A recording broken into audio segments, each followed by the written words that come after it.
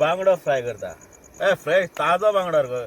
तुम्ही पोपा येता बांगडे पळय सायज पळया सारखे पळय हातीत दाखयता सायज पळया बांगडे सायज पळय. आता चड फ्राय करता येस. दुसरो बांगडो दाखयता तुमकां पळय हो बांगडो पळय सेम सायज पळया केदी व्हडली सारकी चड सारखे. बांगडे फ्राय करूया आम्ही आणि मातशेले मचमईत सारखे तेल मारया. आणि सध्या आसा आम्ही काबदे बिचार. सो माझे पार्टनर आसा पळय सगळीं जाणां हांगासर तो बांगडो सोलपिता तो पळय थंयसर बांगडो सोलपिता.